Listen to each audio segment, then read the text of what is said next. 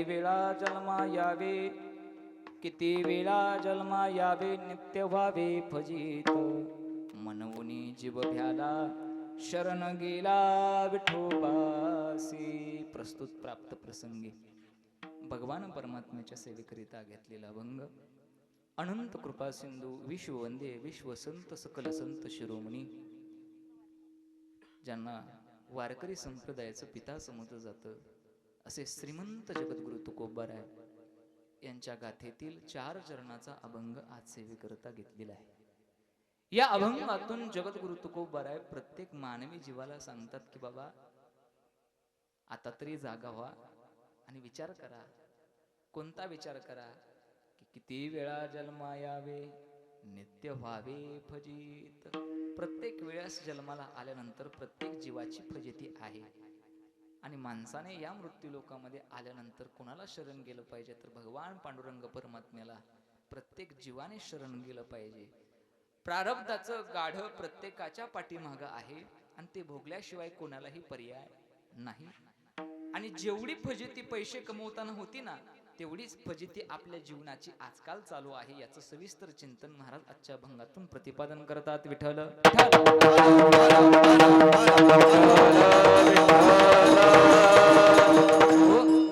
सेवेला सुरुवात करण्यापूर्वी थोडासा परिहार असा. आजची सेवा ही आपली एक नैमित्तिक सेवा आहे. शास्त्रामध्ये सेवेचे 2 प्रकार आहेत, एक नित्य सेवा आणि एक नैमित्तिक सेवा. आता काहींना वाटेल की बाबा तेच वाक्य कसं काय, पण हे शास्त्रात हे बदलू शकत नाही. एक नित्य सेवा म्हणजे काय? आंघोळ करणे, देवपूजा करणे, गंध लावणे, जेवण करणे, या काय आहेत?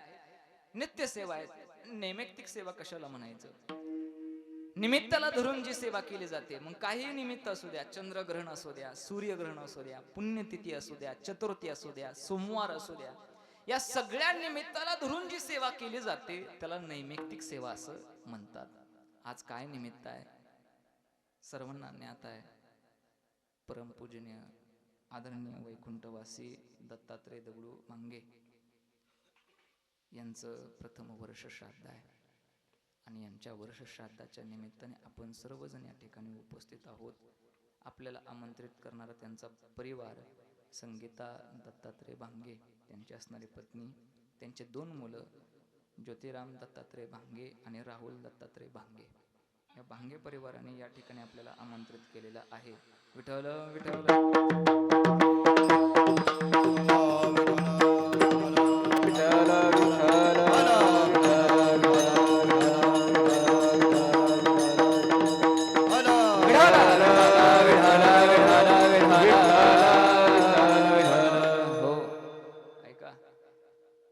या मृत्यू लोकांमध्ये आल्यानंतर प्रत्येकाला एक ना एक दिवस मरावं लागणार आहे दादा.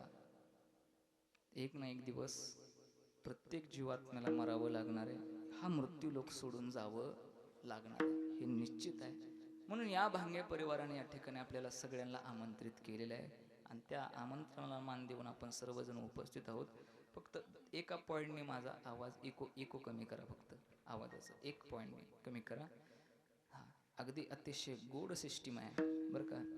राऊतमाळी आपल्या गावातले असणारे शेटपळचे अतिशय सुंदर सिस्टीम दादाने लावलेली आहे. दादालाही धन्यवाद देऊ. सगळे पाहुणे मंडळी असतील, मित्र परिवार असेल, ग्रामस्थ मंडळी, सर्वजण या ठिकाणी उपस्थित आलेले आहात. सगळ्याला धन्यवाद देतो. आमच्या आडेगावमधून असणारे आमचे शिवाजी आप्पा यांची फार महाराज जवळपास 15-20 दिवसापासून रोज सकाळी एक फोन, संध्याकाळी एक फोन, महाराज ना मग महाराज त्यांच्या प्रेमाखातीर, त्यांच्या आग्रस्ता खातीर या ठिकाणी येण्याचा योग आलेला आहे. सर्व आमच्या गावातील आडेगावमधलं सर्व भजनी मंडळ या ठिकाणी उपस्थित आहेत. सर्वजण या ठिकाणी आलेले आहेत. सुंदर अशी कीर्तनाची सुरुवात पंचपदी केलेले आमचे लुकरे ताते आहेत. परत आमचे कुंभार आहेत, आप्पा आहेत, हरिभक्त परायण आपले बोबडे महाराज बरं का, तेही या ठिकाणी इंदापूरहून उपस्थित आहेत. तेही कीर्तन करतात. आमचे नष्टे नाना आहेत, आमचे रामभाऊ मामा आहेत, आमचे माऊली भाव आहेत, आमचे पाटील आहेत बाबुळगाववरून. हरिभक्त परायण सुंदर असं ज्यांनी दोन्ही सुरुवातीला ज्यांनी गायन केलं असे हरिभक्त परायण पांडुरंग महाराज पोळ, तेही कीर्तनकार आहेत. हरिभक्त परायण सुग्रीव महाराज बरगंडे, तसेच सुंदर असे जे कलाकार आहेत बरं का. एवढं सोपं नाही महाराज. हा, त्या निर्जीव कातड्यातून आवाज काढणं एवढं सोपं वाटतं का हो? नाही दादा. हा, हातातून महाराज कितीतरी वेळा त्यांच्या रक्त आलेलं आहे. नव्हे नव्हे अंग घामाने आणि पकवाज रक्ताने भिजवावं लागतो, त्यावेळेस पकवाज वाजत असतो. एवढी ताकद महाराज त्या पकवाजाला लागते. एवढं महाराज गोष्ट आहे. अतिशय सुंदर ज्यांनी पकवाज वाजवला असे आमचे आनंद महाराज महाडिक शिवरेकर, आणि आपल्याच भागातलं एक रत्न अतिशय गोड पकवाज ज्यांनी या बाजूला वाजवत आहेत असे वैभव महाराज बरं का, व्यवहारे आष्टीचे आपल्या इथले जवळचे. सगळेजण उपस्थित आहेत. सुंदर असा स्वयंपाक बनवला आहे, पाण्याची सोय आहे, सगळं आहे, वातावरणही छान आहे, जास्त ऊन नाही, काही उघडत नाही, काही नाही. आता राहिलेल्या उर्वरित वेळेमध्ये माझी अपेक्षा आहे कुणीही उठणार नाही, अजिबात उठून कीर्तनातनं कुणी जायचं नाही बरं का. जर काय काम नसेल तर सावकाश तुम्ही उठून बाजूला जाऊ शकता. गोंधळ कीर्तनात करायचा नाही, काही नाही. अगदी थोडक्या वेळामध्ये मी तुम्हाला तुमच्या पुढे या अभंगाचं चिंतन मांडण्याचा प्रयत्न करणार आहे. फक्त लक्षपूर्वक कीर्तन ऐकायचा प्रयत्न करा. विठ्ठल विठ्ठल.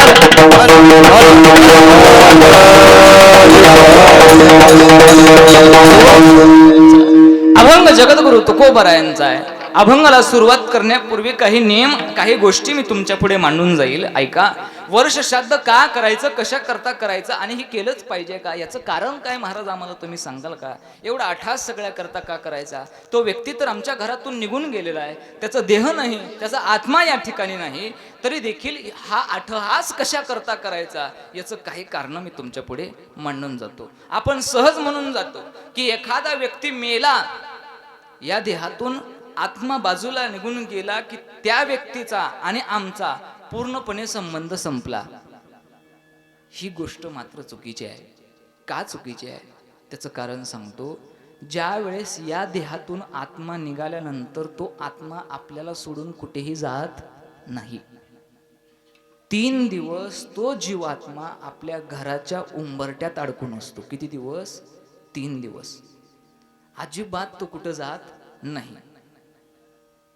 या आत्म्याला एकूण 86,000 योजन प्रवास आहे. किती योजन? 86,000 योजन.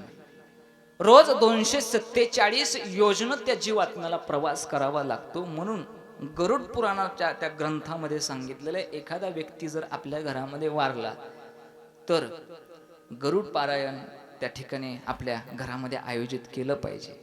का? तर त्या आत्म्यास शांतता लाभते.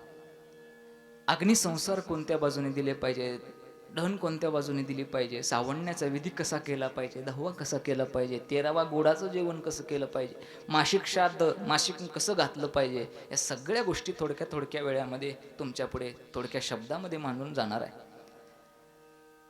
या देहातून आत्मा बाजूला निघाला की घरच्या व्यक्तीने, त्या परिवाराने पहिल्या दिवसापासून काही विधी सांगितलेले आहेत, त्या विध्या कराव्यात. कोणती विधी आहे? एखादा व्यक्ती वारल्यानंतर त्या व्यक्तीच्या नावाने रोज एक पिंडदान करावं. रोज एक, अजिबात न विसरता न चुकता एक पिंडदान केलं पाहिजे. का? तर त्या जीवात्म्याचं गुप्तरूपी शरीर तयार व्हायला सुरुवात होते पहिल्या दिवसापासून. म्हणून पहिलं पिंडदान केलं जातं. पहिल्या पिंडदानाने त्या गेलेल्या जीवात्म्याचं मस्तक तयार होतं. दुसऱ्या पिंडदानाने हात तयार होतात.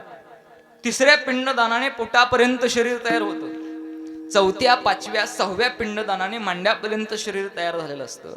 7व्या, 8व्या, 9व्या आणि 10व्या पिंडदानाने त्या जीवात्म्याचं पूर्ण शरीर तयार होतं. म्हणून रोज एक पिंडदान करावं. आणि आपण जुन्या पद्धतीने चालत आलो आहोत. जुन्या माणसाला नावं ठेवू नये, कारण की पहिले वाचन नव्हते, ग्रंथ नव्हते, कोण एवढं उघडून पाहत नव्हतं. सहज आपण महिला वर्ग एखादा व्यक्ती वारल्यानंतर घराच्या बाहेर ओट्यावरती रांगोळी काढतात, दिवा ठेवतात आणि त्याच्यावरती पाठी झाकतात. असंच आहे ना नियम? पाठी झाकतात.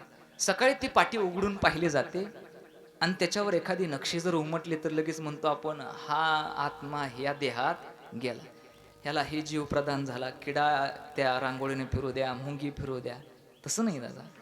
365 दिवस त्या जीवात्म्याला प्रवास आहे.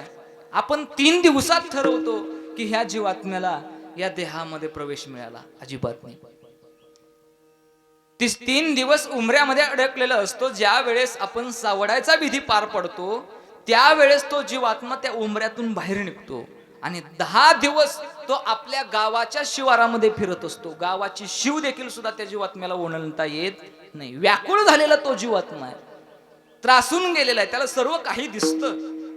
परंतु एकदा या देहातून आत्मा बाहेर निघाला ना, करोडो रुपयाचा बंगला असू द्या दादा, लक्ष द्या, या देहातून आत्मा बाहेर निघाल्यानंतर करोड रुपयाचा जरी बंगला तुमचा असला ना, तरी त्या बंगल्यात तुम्हाला प्रवेश मिळत नाही. म्हणून माणसाने जीवन कसं जगायचं हे मात्र नक्की शिकलं पाहिजे. विठ्ठल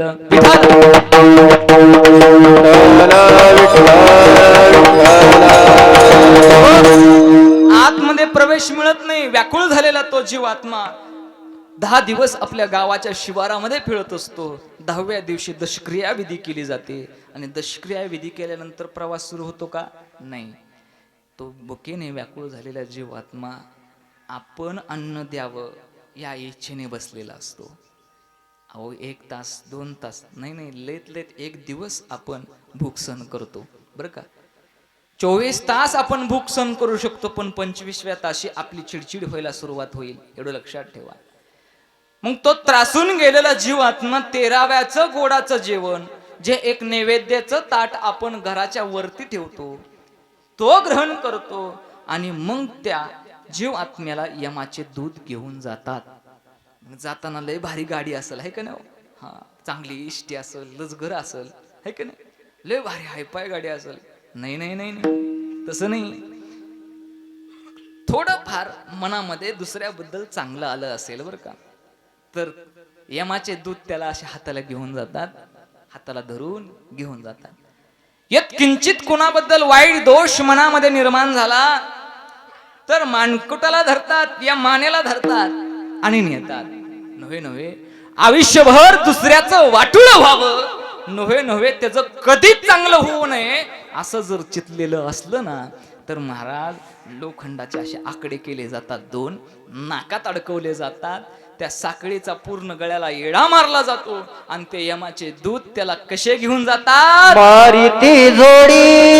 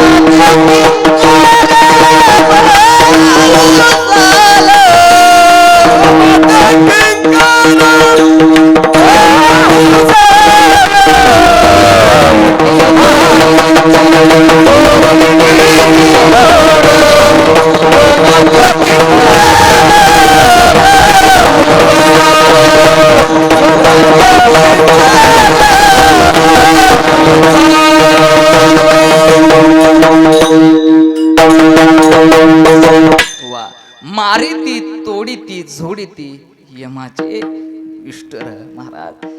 यमाचे दूत त्याला मारत घेऊन जातात. तो असं तसं नेलं जात नाही महाराज. मग महाराज रोज 247 योजन प्रवास आहे. मग त्या जीवात्म्याचा रस्ता तरी आम्हाला ऐका.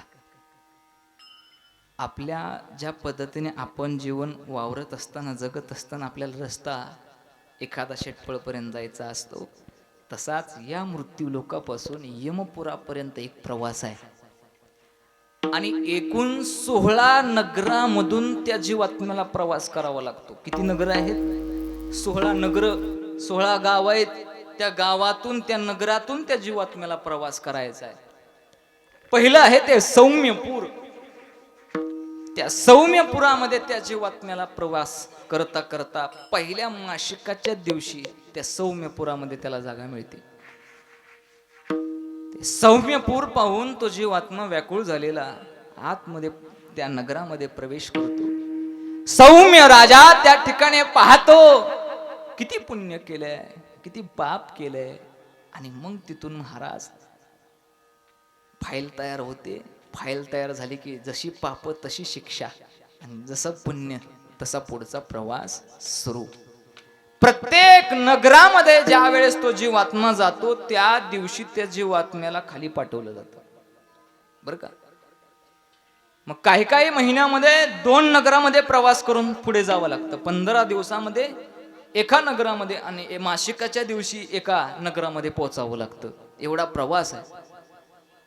सौम्यपुरामध्ये पोचल्याबरोबर त्या जीवात्म्याला त्या यमाचे दूत घेऊन आपल्या खाली मृत्यू लोकामध्ये ज्या घरून तो गेलेला आहे त्या घरी घेऊन आलं जातं. आणि जवळपास 12:15च्या पुढे, बरं का, ते 2:30च्या दरम्यान तो जीवात्मा आपल्या घरापाशी येत असतो. आणि ते मासिकाचं जेवणाचं ताट म्हणून आपण घराच्या वरती ठेवत असतो. घरात प्रवेश नाही. 365 दिवस घरात प्रवेश नसतो. फक्त आजच्या दिवशी, म्हणजे जे आज वर्ष श्राद्ध आहे, या वर्ष श्राद्धाच्याच दिवशी त्या जीवात्म्याला घरात प्रवेश आहे, परत प्रवेश नाही. मग ते जेवणाचं ताट मासिकाच्या दिवशी ग्रहण करतो.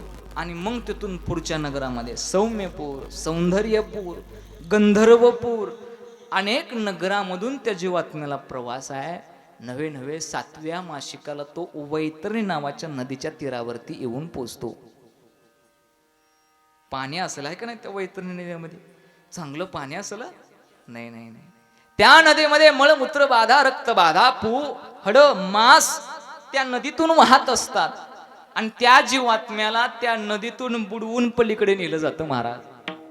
आणि जर तो प्रवास चुकवायचा असेल तर त्या शास्त्रकाराने त्याच्यात उपाय सांगितलेला आहे, बरं का. काय उपाय सांगितलाय? अगदी सोपा उपाय. गेलेल्या जीवात्म्याच्या नावाने, बरं का भांगे परिवार ऐका, गेलेल्या जीवात्म्याच्या नावाने 7व्या मासिकाला ब्राह्मणाला एक गावरान गाई आणि एक सोन्याची वाटी दान द्यावी. कंसात लिहिले, सोन्याची वाटी नाही जमली तरी चालेल, नाही देता आली तरी चालेल, पण चांदीची वाटी द्यायला पाहिजे. विठ्ठल विठ्ठल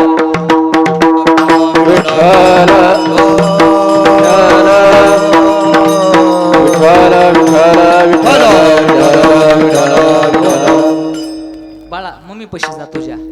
ए बाळा, मम्मी पशी जा, आजी पशी जा. कुठे आहे आजी? आमच्या दीपक पाहुण्याला हान चालतो मी धरून. चला लक्ष द्या. कुठं होते आपण? सोन्यापाशी आहे का नाही? हा, चांदीची वाटी सोनं काय डोळ्यासमोरून जाणार नाही. चला, चांदीची वाटी जरी दिली तरी चालते, पण 7व्या मासिकाला हे दान धर्म केलं पाहिजे आणि दिलं पाहिजे ब्राह्मणाला. 8वं 9वं 10वं 11वं आणि आज जे आहे ते 12वं मासिक. या 12व्या मासिकाच्या दिवशी आपला गेलेला जीवात्मा, कोणाचाही जाऊ दे, तो जीवात्मा यम दरबारामध्ये यमदेवासमोर उभा असतो. आणि यमदेवासमोर उभा राहिल्यानंतर यमदेव चित्रगुप्ताला आवाज देतो, चित्रगुप्तजी या आपल्या जवळ आलेल्या जीव आत्म्याची फाईल घेऊन या, वही आणा. मग ती वही महाराज प्रत्येकाकडे आहे आणि फार गमतीबाज आहे, बरं का. ती वही लक्षपूर्वक ऐका, फार गमतीबाज आहे. प्रत्येकाकडे आहे ती वही, माझ्या सकट सगळ्याकडे आहे. त्या वहीच्या पानावर भगवंताने आपल्या जन्माची तारीख, जन्माचा वेळ, जन्माचं ठिकाण, सगळ्या काही गोष्टी लिहिलेल्या आहेत. आणि त्याच वहीच्या शेवटच्या पानावर भगवंताने आपल्या मृत्यूची तारीख, मृत्यूचं वेळ आणि मृत्यूचं ठिकाण लिहिलेलं आहे.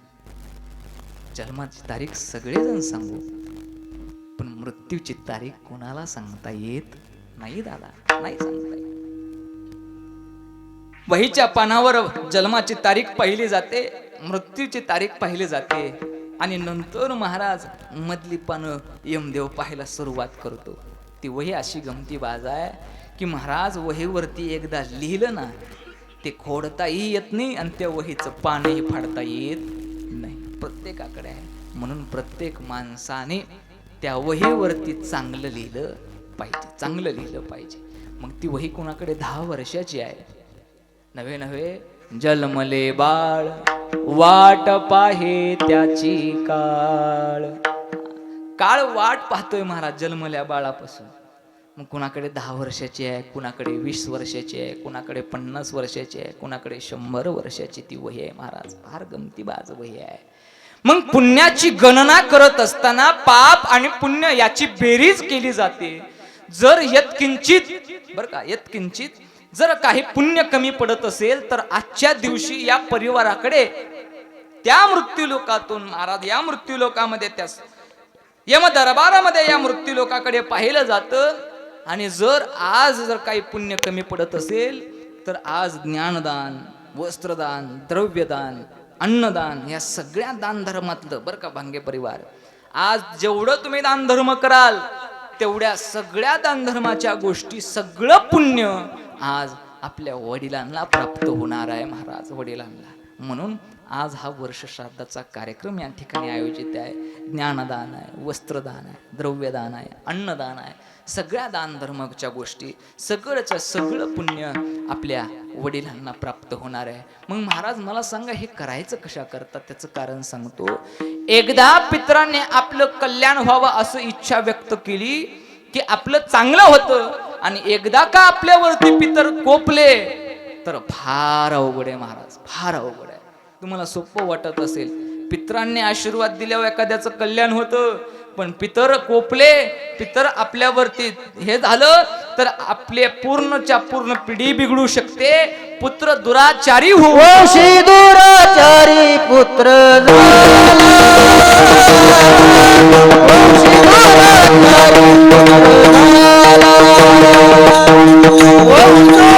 दुराचारी पुत्र झाला, वंश दुराचारी पुत्र झाला.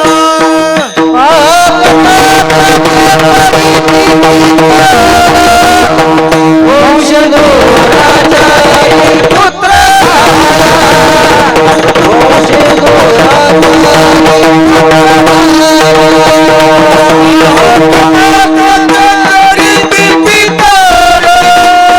वंश दुराचारी पुत्र झाला, वंश दुराचारी पुत्र झाला.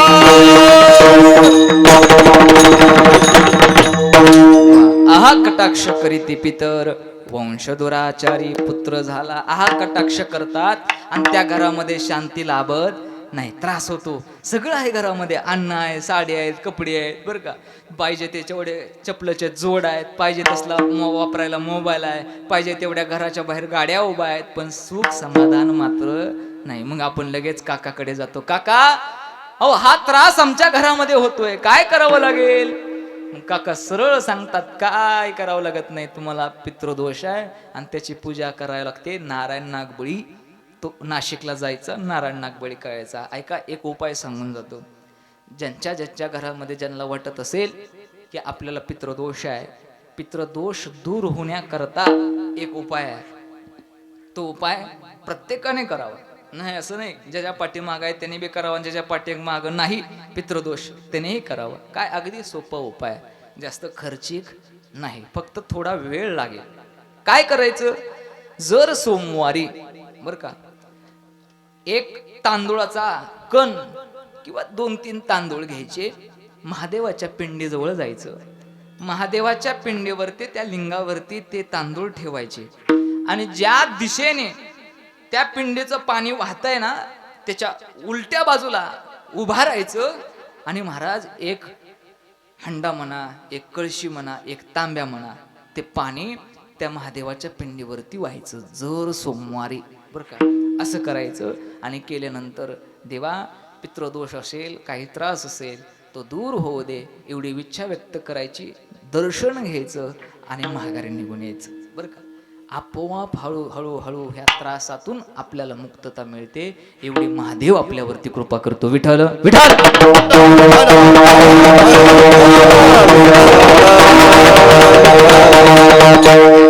पण त्याकरता वेळ दिला पाहिजे, आहे का नाही पुरुष वर्ग? त्याकरता वेळ दिला पाहिजे. या जत्रेला आल्यानंतर आपण पुढल्या जत्रेलाच महादेवाकडे, महादेवा बरं चाललंय का असं म्हणल्यावर महादेव कशी कृपा करेल महाराज? नाही, त्याचं दर्शन घेतलं पाहिजे, त्याच्या चरणाजवळ राहिलं पाहिजे. चला ठीक आहे. आणि आजच्या वर्ष शारदा करता मी कुणाचा अभंग घेतलाय? कुणाचा अभंग आहे? जगद्गुरु तुकोबरायांचा अभंग आहे. लक्षात राहिलं पाहिजे. तुकाराम महाराजांचा अभंग घेतला होता. कधी योगायोगाने परत या ठिकाणी येण्याचा योग आला. आता वैभव महाराजाला माहिती आहे कधी कधी येण्याचा योग आला की वैभव महाराज म्हणतात अभंग तो झालता, बदलावं लागतो आम्हाला सुद्धा अभंग. फार अवघड आहे आणि अभ्यास केलाच पाहिजे. असं नाही तर महाराज काय खरं नाही. चलो पुढे गाडी.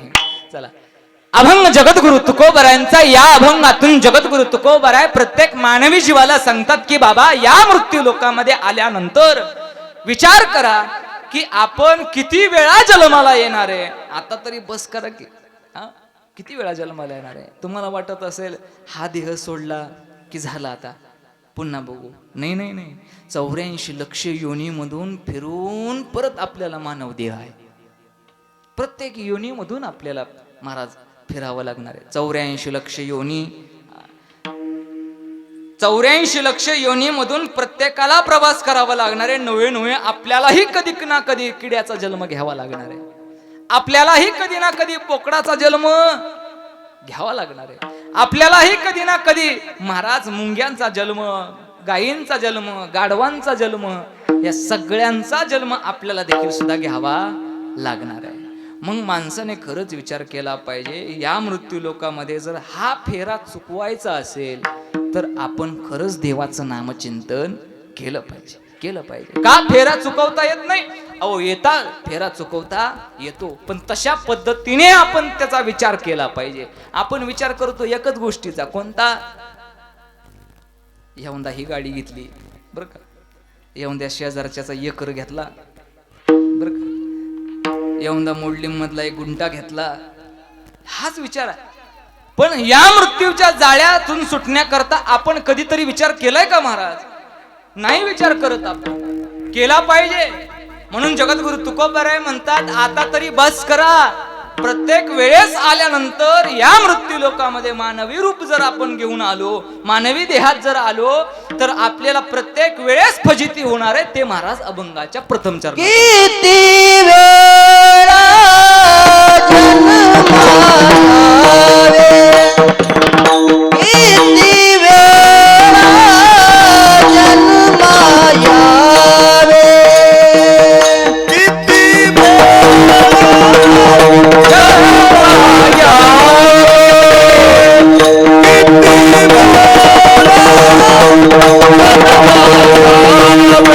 वेळा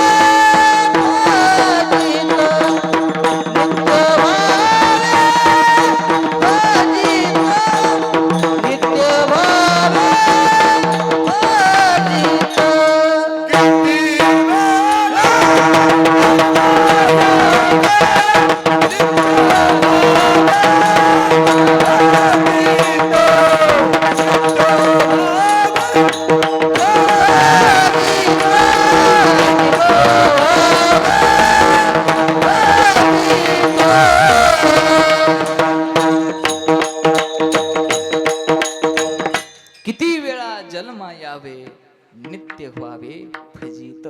अभंगाचं प्रथम चरण आहे. जवळपास 11:20 11:15 झालेले आहे. लक्षपूर्वक ऐका. किती वेळा जन्मा यावे. हो, कितीतरी वेळा आपण जन्माला आलोय. हा, नशीब आपल्याला पाठीमागचा जन्म आठवत नाही, नाहीतर आपण तिथं जाऊन भांडणं केलं असती. तिथं जाऊन वाद घातला असता.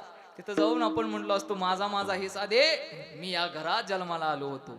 देवाने एवढं तर बरं केले, नशीब पाठीमागचा जन्म आठवत नाही महाराज. किती वेळा जन्मा यावे नित्य व्हावे फजित. प्रत्येक वेळेस आपली फजितीच आहे महाराज. फार अवघड आहे. तरी आपल्या लक्षात येत नाही, तरी आपण सावध होत नाही. सगळं झालं महाराज. आज तुम्ही सांगताय आता आमच्यापेक्षा तुम्ही लहानच आहे, आणि हे खरं आहे. माझ्यापेक्षा तुम्ही मोठे आहे, अनुभवी आहे, श्रेष्ठ आहे, मोठे आहे, ज्येष्ठ आहे. पण खरं सांगा, कधीतरी आपण विचार करतो का की बाबा या देहाचं आणि आपल्याला जो देह मिळालेला आहे याचं सार्थक जीवन झालं पाहिजे. कधीतरी सार्थकीला देह गेला पाहिजे. नाही ना महाराज. किती दिवस घे दावे देस के तोड. किती दिवस. आता तरी त्यातून मुक्त झालं पाहिजे. पण आपल्याला वेळच नाही, फक्त एकच वेळ. पुढचा विचार करायचा, पुढचा विचार करायचा. पण विचार करायचा तरी माणसाने कसा करावा, तर सार्थकी विचारे करावा. सार्थक कसा देह आपला या मृत्यू लोकातून पुढे तरुण जाईल, जेणेकरून या मृत्यूची सुटका होईल. महाराज जगद्गुरु तुकोबारायांनी आपल्याला सांगितलं होतं, चला आमच्या सोबत. सगळे वैकुंठाला घेऊन जातो, पण कोणी वैकुंठाला गेलं नाही महाराज. वारकरी म्हणतात चला कीर्तनाला, ते म्हणतात नाही नाही नाही. का? दारी धरायची, ती पाणी द्यायचंय, गुरांची वैरण आणायची, गुरांना वैरण टाकायची, तेही केलं पाहिजे. पण महाराज ते करत असताना कामामध्ये काम, काही मना राम राम. काम करत करत तुम्ही देवाचं नामचिंतन करू शकता महाराज. पण आपण देवाचं नामचिंतन करत नाही. अहो, एवढं देवाचं नामचिंतन करायचं पाहिजे की या देहातून आपल्याला मृत्यूच्या जाळ्यातून सुटका मिळालीच पाहिजे. ओछा जागे वारे आता भावे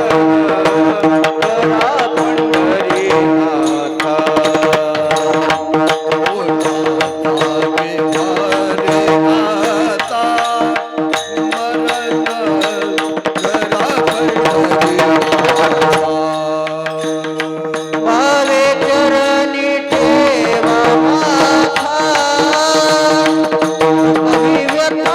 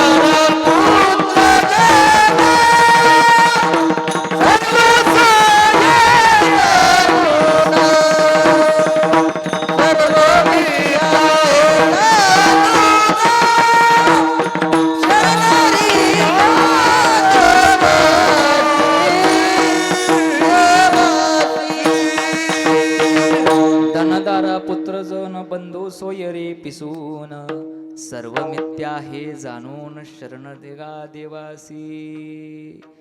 महाराज, आपल्या ज्या घरावरती आपण त्या घरामध्ये राहतोय, त्या घरामध्ये आपण त्या लेकरांकरता जे पैसे कमवतोय, कष्ट करतोय, त्याच्या पाठीमागं आपला परिवार पिसून लागलेला महाराज. पिसून आहे. धनदारा पुत्रजन बंधू सोयरे पिसून. तुम्हाला वाटत असेल मला लोक लय मानतात बर का, ऐका माफी मागून बोलतो. तुम्हाला वाटत असेल मला लोक लय मानतात, लय प्रेम करतात, लय हाजी माझी म्हणतात. एक लक्षात ठेवा, ते तुमच्यावरती प्रेम करत नाहीत, तुम्हाला हाजी हाजी करत नाहीत. जो तुमच्याकडे पैसा आहे ना त्याच्यावरती ते प्रेम करतात. विठ्ठल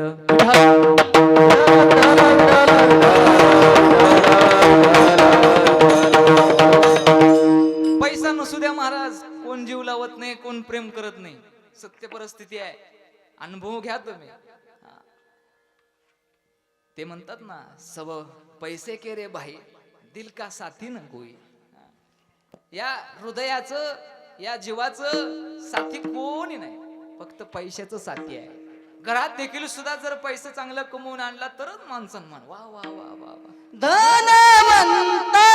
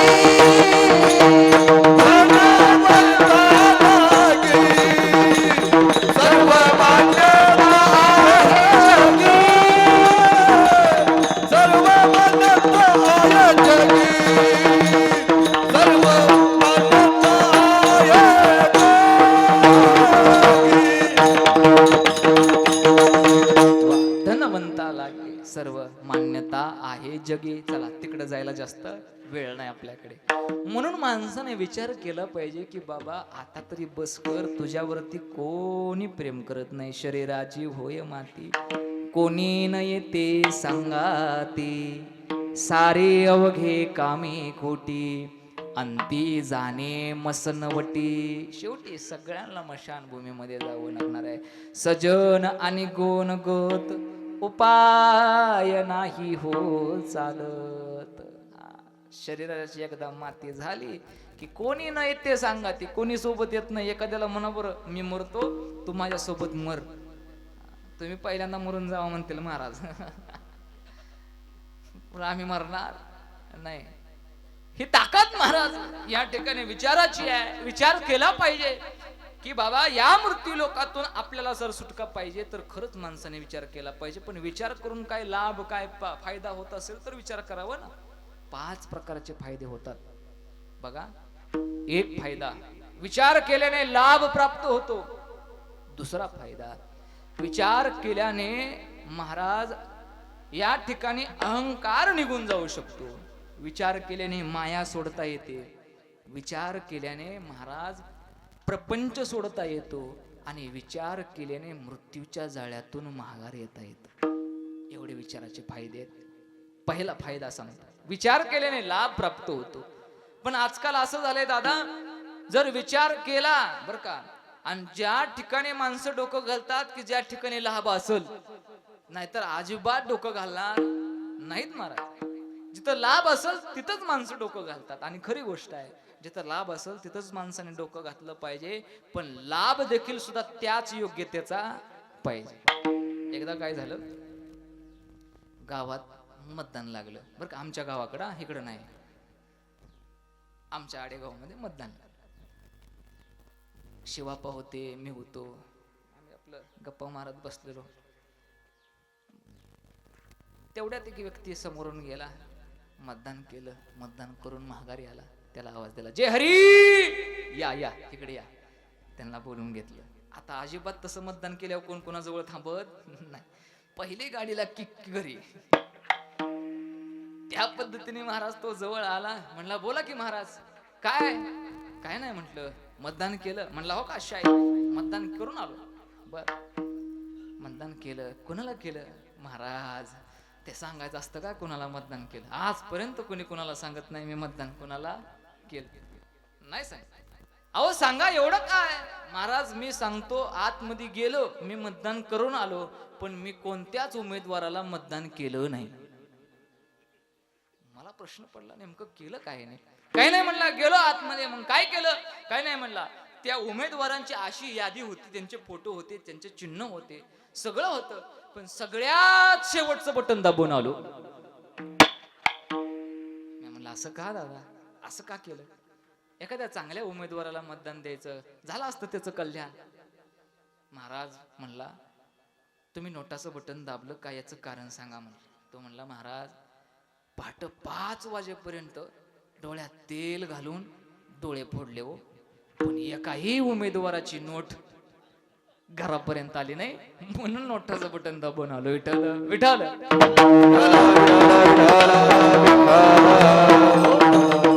सांगायचं तात्पर्य एवढंच आहे, लाभ असेल तर लोक लक्ष देतात, पण योग्य लाभ असला तर माणसाने विचार करावा. पहिला मुद्दा. विचार केल्याने अहंकार सोडता येतो. पण आज माणसं विचार करत नाहीत. एवढ्या अहंकारामध्ये, एवढ्या गुर्मीमध्ये जीवन जगतात. जया अंगी मोठे पण तया यातना कठीण. त्याला यातना फार कठीण आहेत. काय मोठेपणाचा आव्हान उपयोग आहे महाराज? माणसं जवळ जवळ नाही राहिली तर त्या मोठेपणाचा काय करून घेणार आहे तुम्ही महाराज? काही नाही. एक लक्षात ठेवा, सूर्य ज्या वेळेस महाराज उगवतो, एखाद्या वेळेस सूर्य ढगाच्या आड गेल्यानंतर दुसऱ्या दिवशी उगवेल. ऐका, ढगा आड गेलेला सूर्य पुन्हा उगवेल. पण एकदा मनातून उतरलेला व्यक्ती आणि माती आड गेलेला व्यक्ती आयुष्यात परत कधीच माघारी येत नाही. विठ्ठल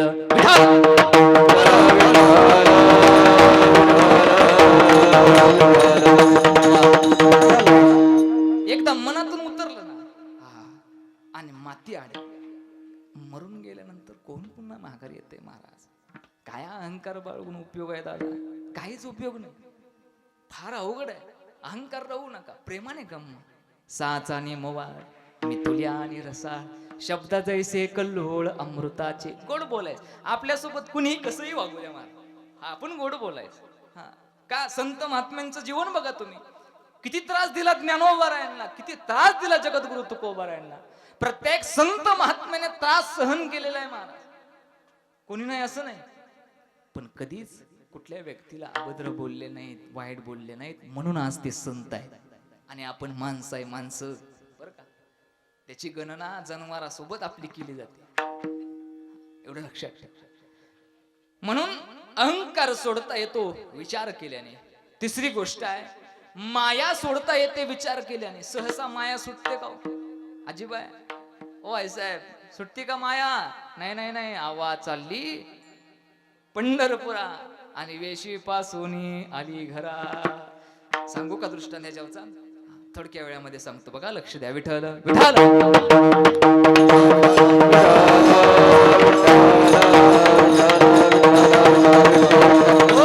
आवाज चालली पंढरपुरा, वेशी पासून आली घरा. एक आजीबाई बरेच दिवस झाले तुकोबाराय त्यांना म्हणत होते. हे तुकोबारायांचं वाङ्मय आहे, अजून कालवाह्य झालं नाही महाराज, अजून जिवंत आहे.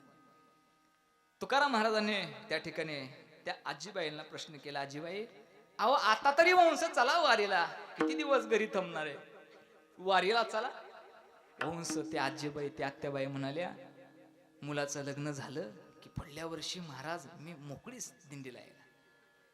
आणि नेमकं महाराज दिंडी निघायच्या आधी, आषाढ महिन्याच्या आधी मुलाचं लग्न झालं आणि झालं की महाराज दिंडी निघाली.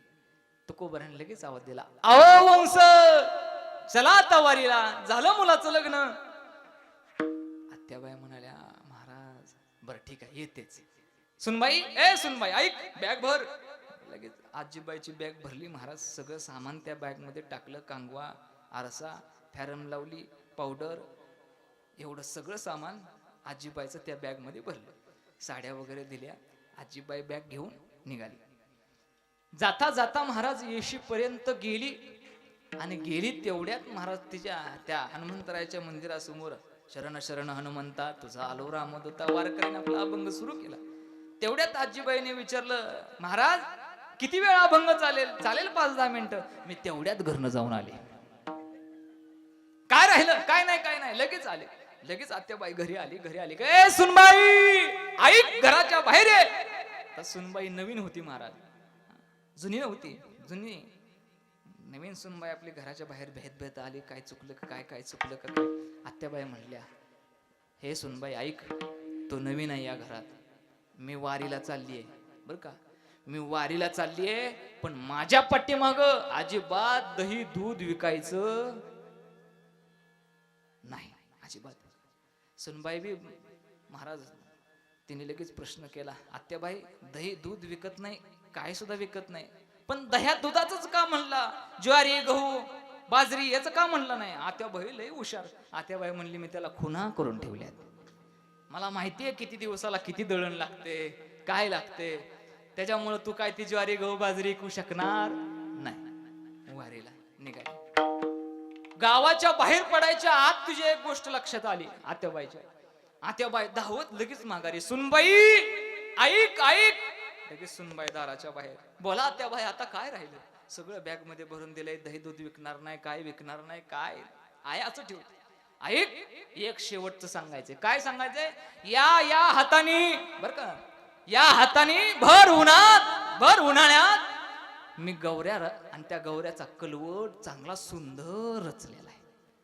आता त्या सुनबाईला काय राहुलं नाही.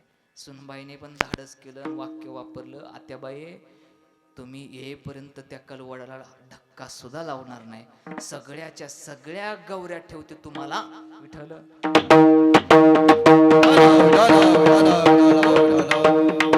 हे तुकोबरायांचं वाङ्मय आहे. हवा चालली पंढरपुरा, वेशीपासून आली घरा, सहसा करून माया सुटत नाही. माया सोडता येते, पण त्याला करावा लागतो विचार. चला आपला मुद्दा घ्या. माणसाला प्रपंचही सोडता येतो विचार केल्याने. विचार अलगद महाराज त्या प्रपंचातून मुक्त व्हायचं आणि परमार्थ करायचा. विचार केल्याने महाराज मृत्यूच्या जाळ्यातूनही माघारी येता येतं, पण आपल्याला फजितीच आवडते, विचार आवडत नाही. म्हणून जगद्गुरु तुकोबाराय म्हणतात, या मृत्यूच्या जाळ्यातून सुटण्याकरता प्रत्येकाने विचार केला पाहिजे आणि लक्षात ठेवलं पाहिजे की किती वेळा जन्मा यावे नित्य भावे फजित. प्रत्येक वेळेस महाराज फजिती आपली होणार आहे.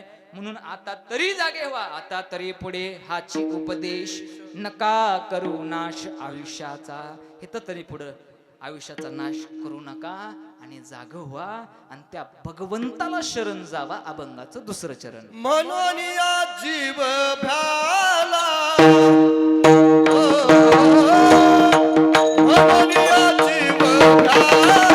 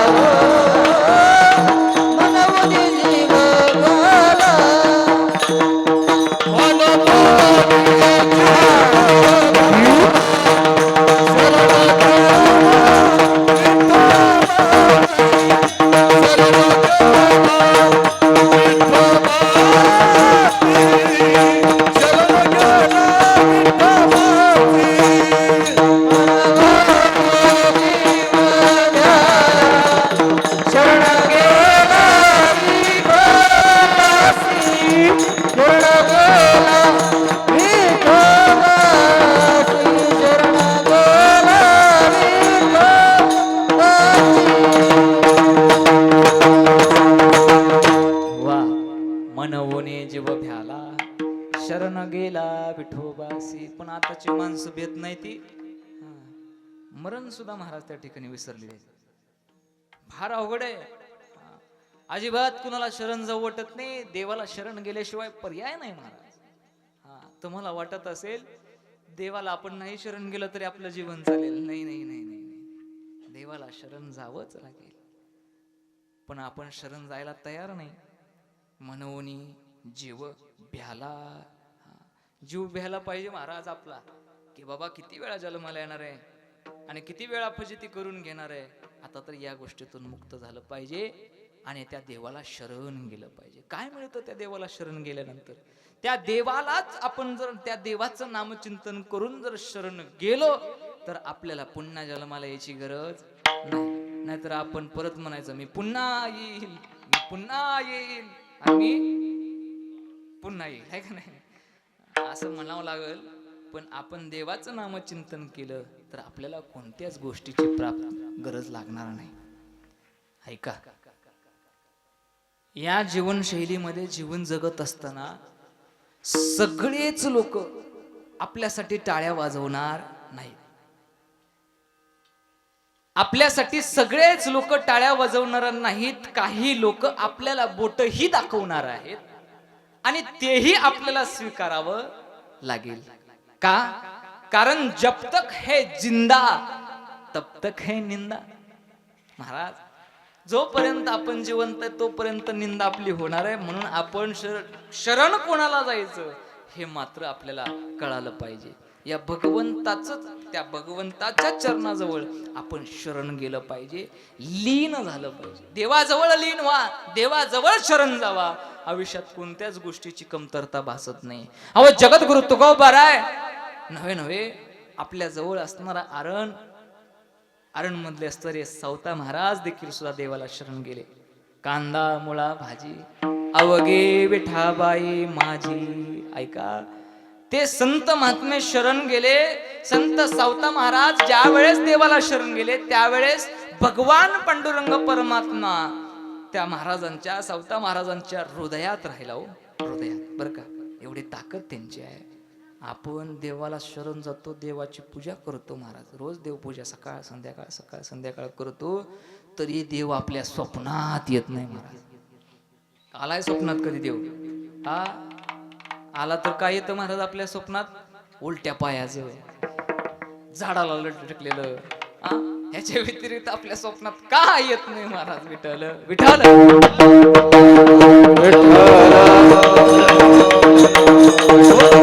म्हणून त्या देवाचं भजन करा, त्या देवाला शरण जावा. सगळ्यांनी हाताने टाळी वाजवायची आणि मुखाने त्या देवाचं भजन करायचं. 2 चरणाचा भावार्थ थोडक्या शब्दामध्ये तुमच्या पुढे मांडलेला आहे. उर्वरित 2 चरणाचा शब्द अर्थ 10 मिनिटांमध्ये मांडतो, कारण की जवळपास 11:15 झालेले आहेत. सगळ्यांनी टाळी वाजवा आणि सगळ्यांनी देवाचं नामचिंतन करा. करणार ना? नक्की ना? बघा, हा, सगळ्यांनी टाळी वाजवायच्या. विठोबा रखुमाई मनवली जीव जीव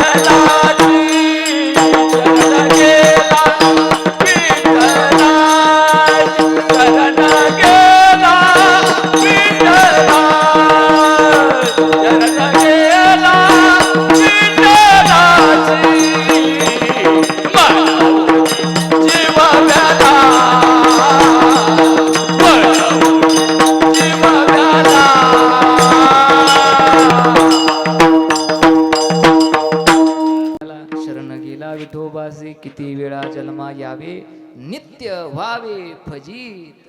आता तरी देवाला शरण जा आणि प्रत्येक वेळेस आपल्या जीवनाची फजिती होईल आणि ती होऊ नये याचा माणसाने विचार केला पाहिजे. का प्रारब्ध हे पाठी गाढे नसरे पुढे चालत.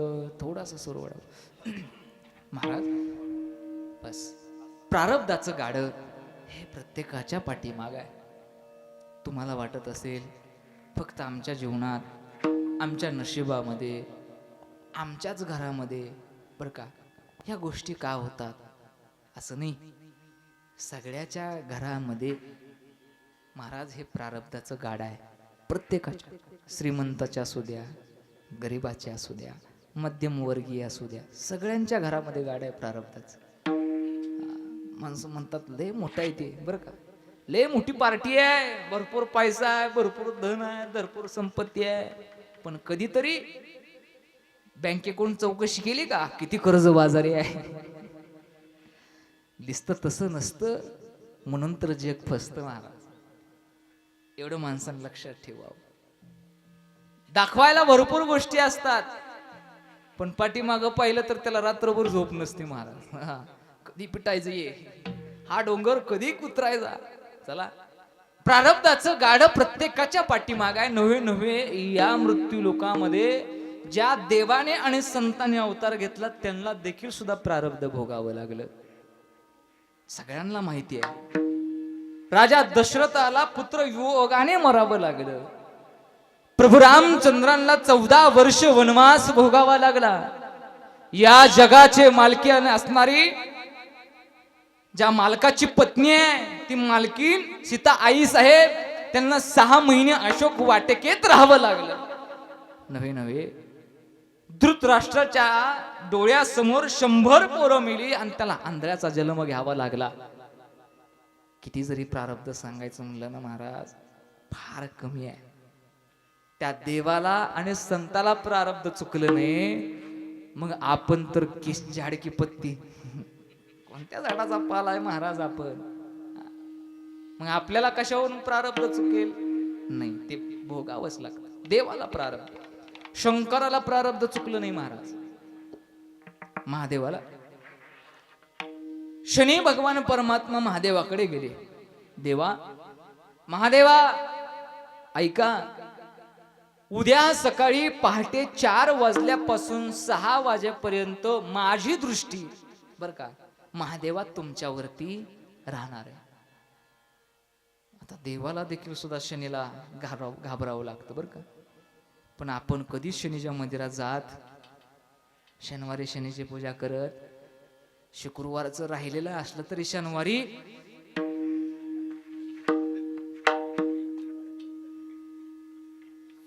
फार अवघड आहे.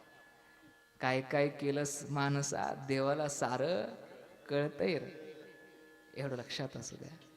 तुम्ही मांसाहार करू नका, करा अथवा नका करू हा तुमचा विचार आहे, पण एक दिवशी नक्की जीवाला विचारा.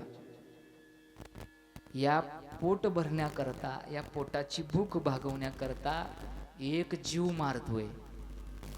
कधीतरी आपल्याला बोकडाचा जन्म घ्यावाच लागणार आहे.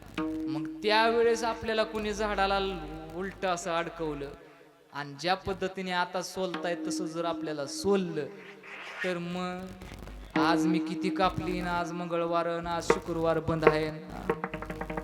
फार अवघड आहे महाराज. लक्षात असू द्या. माफी मागून बोलतो, राग आला तर क्षमा करा बरं का, पण नक्की विचार करा. महादेवाला सांगितलं की शनी भगवान परमात्मा म्हणतायत की माझी दृष्टी तुमच्यावरती 4 ते 6 सुमारास पडणार आहे. मग काय करा तर तुम्ही माझ्या दृष्टीपासून वाचा. महादेव म्हटले मला काय होतंय, माझ्यावर तुमची दृष्टी पडली तर मी कोण आहे, महादेव आहे, मला तुम्ही काही करू शकत नाही. झोपले महादेव. 2, 3, 3:30 वाजता महादेवाला जाग आली.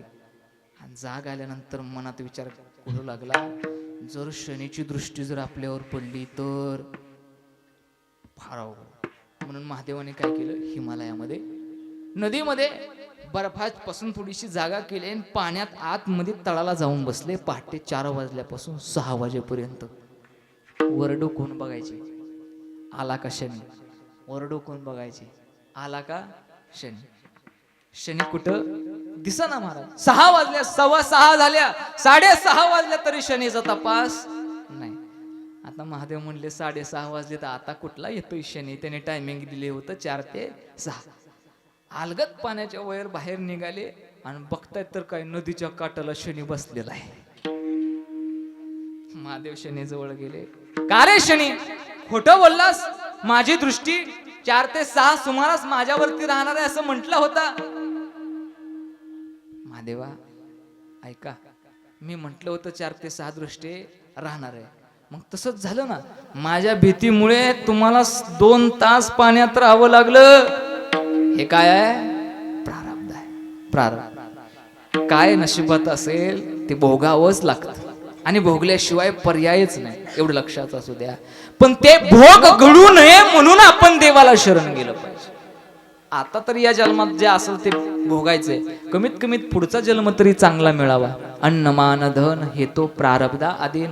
माणसाच्या जीवनातलं अन्न मान धन हे सगळं प्रारब्धावरती अवलंबून आहे आणि प्रारब्ध बदलवण्याची ताकद फक्त देवाच्या नामचिंतनामध्ये आहे, तुमच्या पैशामध्ये नाही. तुम्ही म्हणाल माझ्याकडे 1 कोटी रुपये आहेत, असे 1 कोटी रुपये मी देतो आणि माझं प्रारब्ध बदलून घेतो. नाही नाही नाही. कोटीवाले सुद्धा बिनपत्र्याच्या मशानभूमीमध्ये राखेल टाकू टाकू माणसाने जाळले. महाराज विठ्ठल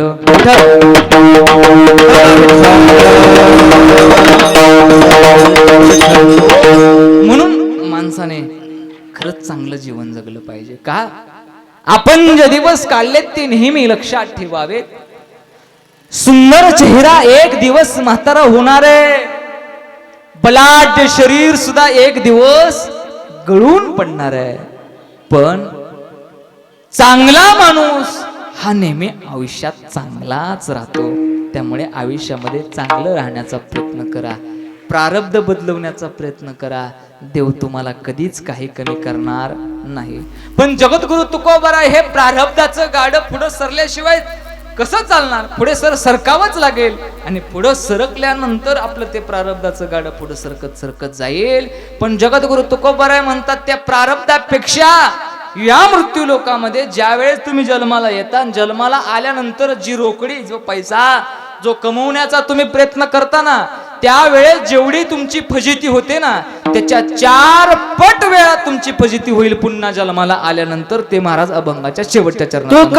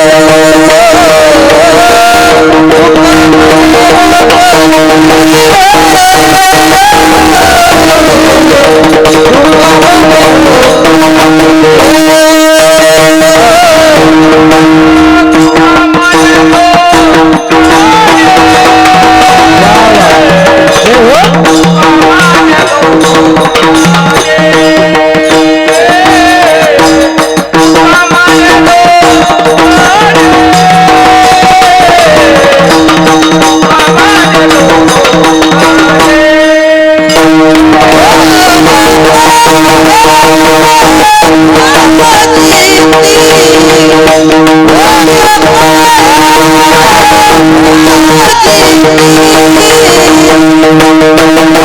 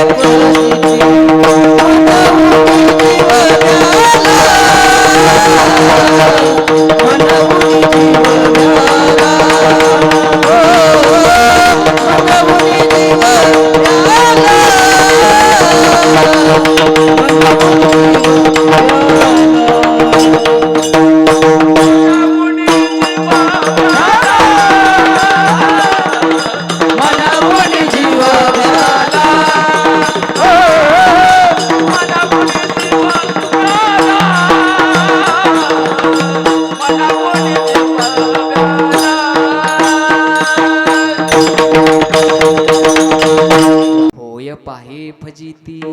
पैसा कमवताना जेवढी फजिती होते ना तेवढीच फजिती त्याच्या 4 पट फजिती होते पुन्हा जन्माला आल्यानंतर महाराज. पण रोकडी, रोकडी है तो सब कुछ है, रोकडी नाही तो कुछ भी नाही रे भाई. खरी गोष्ट आहे. मला खरं सांगा बरं का, माझ्यापेक्षा तुम्ही मोठे आहात, श्रेष्ठ आहात, हे वाक्य पटतंय का बघा तुम्हाला? नक्की आहे का? आधी माणसं पैशावर प्रेम करत होती का माणसावर? माणसावर प्रेम करत होती. बघा खरंच आहे. आधी माणसं ही माणसावर प्रेम करत होती आणि पैसा गरजेपुरता वापरत होती. बरं, पण आता उलट झालंय महाराज. आता माणसं पैशावर प्रेम करतात आणि माणसाला गरजेपुरता वापरतात. खरं आहे का ना? खरं आहे. पैशावरती लय प्रेम आहे, माणसाची गरज संपली की होला. ही आजची खरं परिस्थिती आहे. म्हणून माणसाने माणसावरती प्रेम केलं पाहिजे. आयुष्यात कधीच काही कमी पडणार नाही. आजचा पैसा उद्या कमवाल बरं का, आजचा पैसा उद्या कमवाल, पण एकदा माणूस गमवला ना परत मिळणे नाही. नाही. रोकडी आजची उद्या येईल, पण ती कमवताना आपण फजितीच आहे महाराज. दिवसभर जागावं लागतं. संसार दुःख मूळ, चौकडे विंगळ, विश्रांती नाही कोठे, रात्रंदिवस तरमळ. आहे का नाही? संसार करताना आहे का विश्रांती? नाही नाही, अजिबात विश्रांती नाही. थोडी सुद्धा विश्रांती नाही. सारखी धावपळ आहे. पुरुष वर्ग, महिला वर्गांना वाटत असेल पुरुष वर्गांचं काय बरं आहे. नाही महाराज, ते उलट करायला पाहिजे आता सुद्धा देवाने.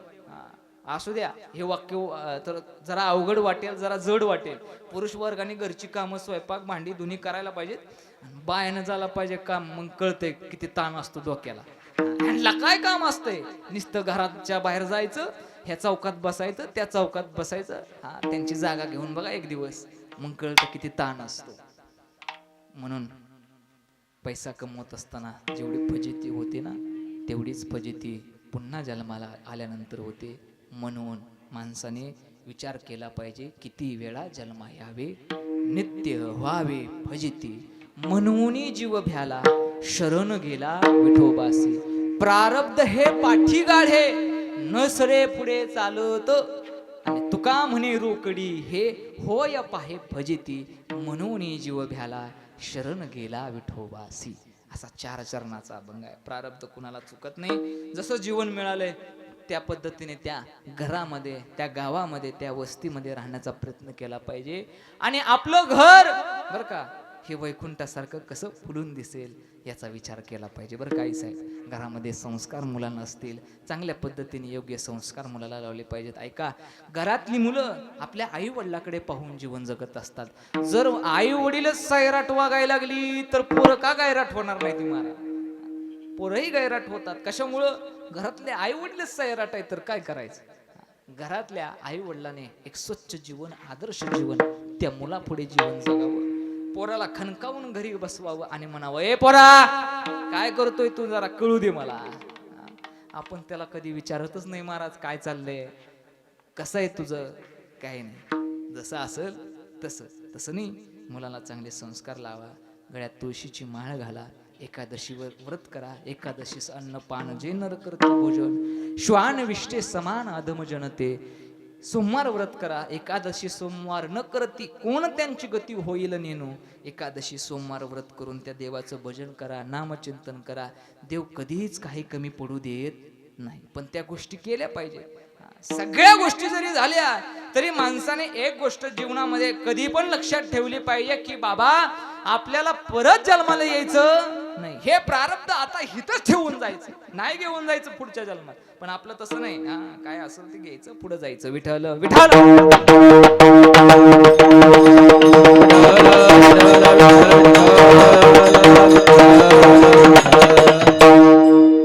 चांगले संस्कार लावले पाहिजे, चांगलं जीवन जगलं पाहिजे. एक आदर्श जीवन, स्वच्छ जीवन जगण्याचा प्रयत्न करा.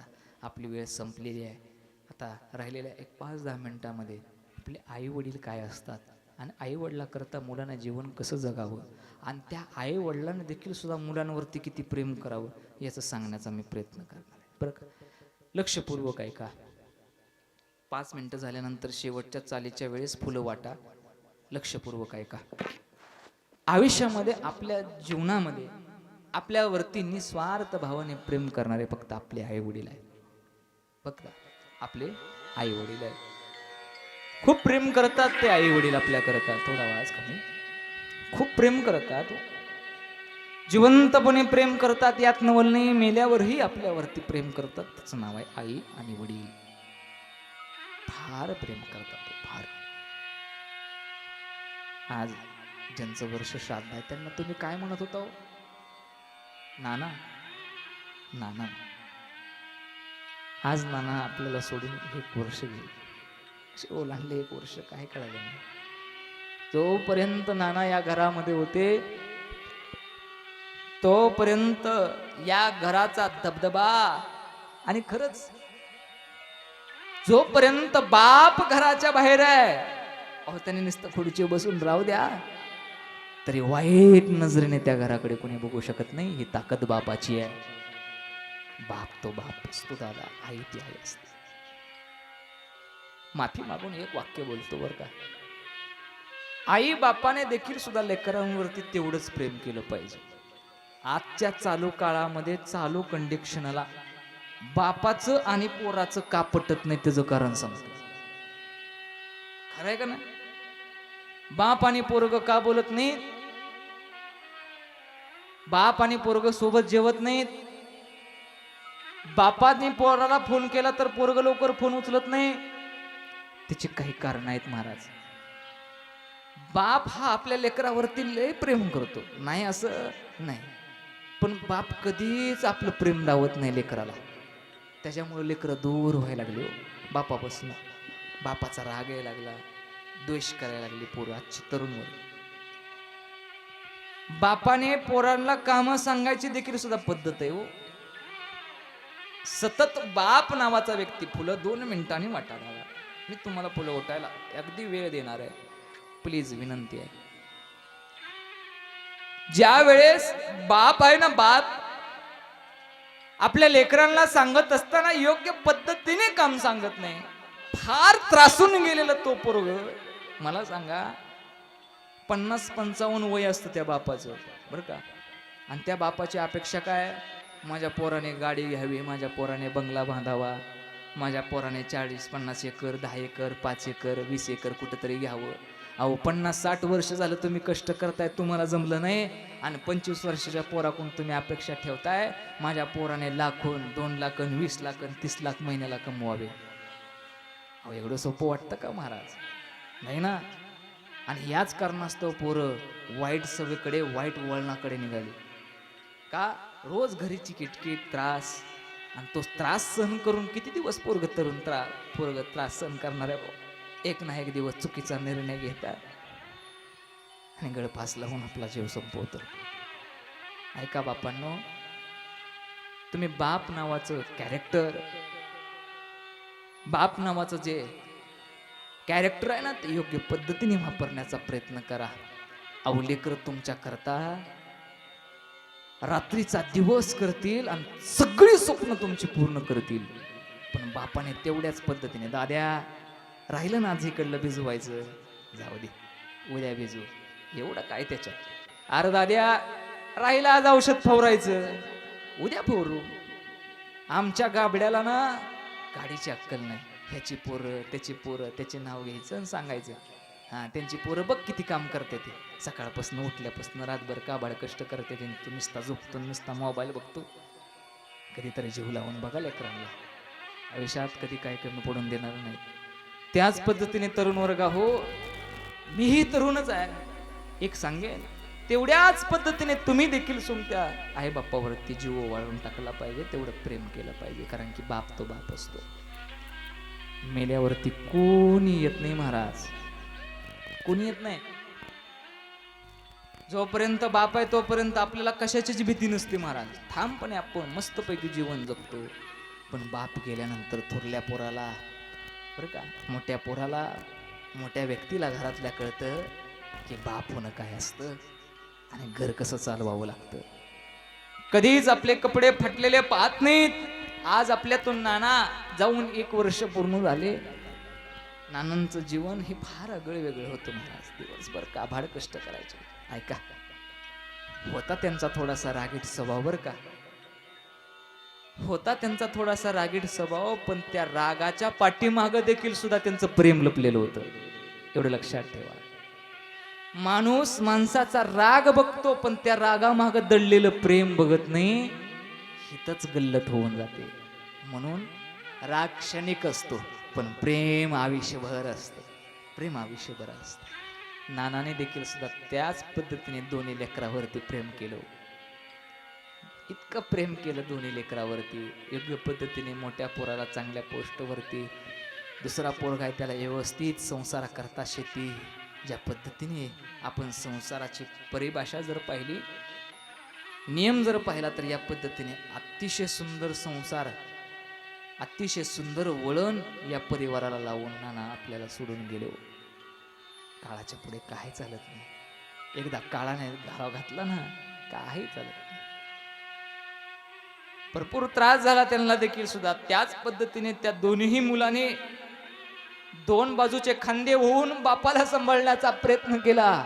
कोणत्या नाही त्या कोणत्या दवाखान्यात नेलं नाही असं नाही, प्रत्येक ठिकाणी दवाखान्यात नेलं. पण श्वास कमी घेता आला. हो, प्रारब्ध फार अवघड असतं महाराज. म्हणून नाना आपल्याला सोडून 1 वर्ष पूर्ण झालं. बाप तर बाप असते.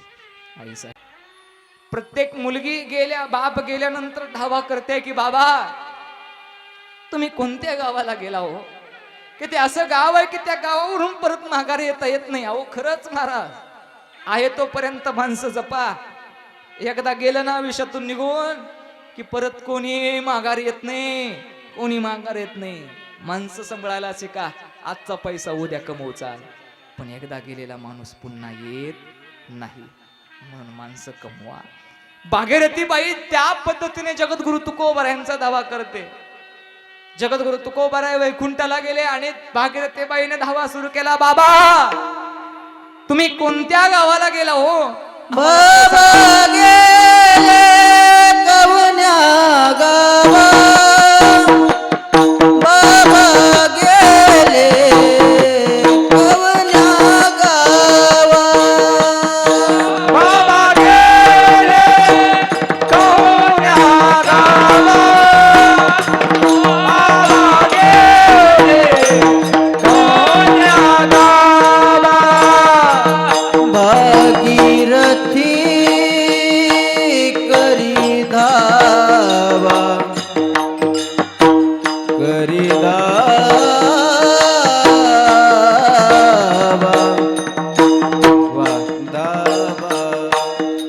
बाबा तुम्ही कोणत्या गावाला गेला सांगा ना हो.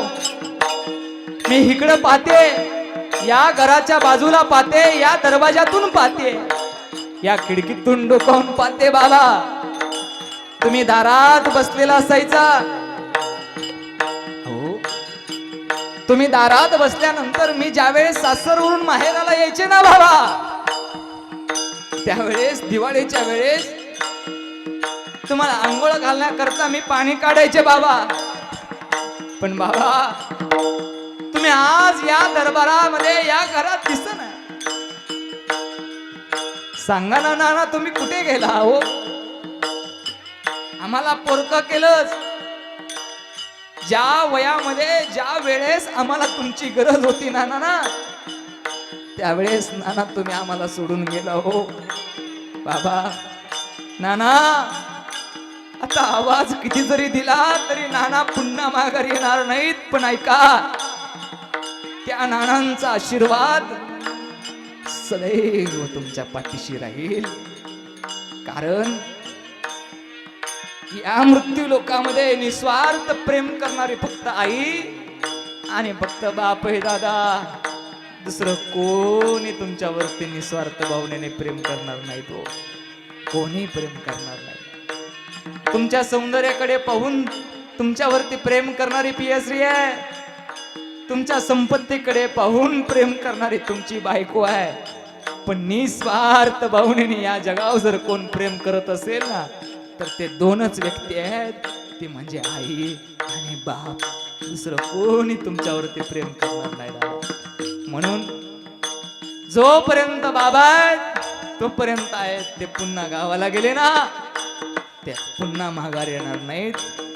म्हणून म्हणतात बाबा तुम्ही कोणत्या गावाला गेले? भागीरथी करी धावा, भागीरथी करी धावा, बाबा गेले कवड्या गावा, बाबा गेले कवड्या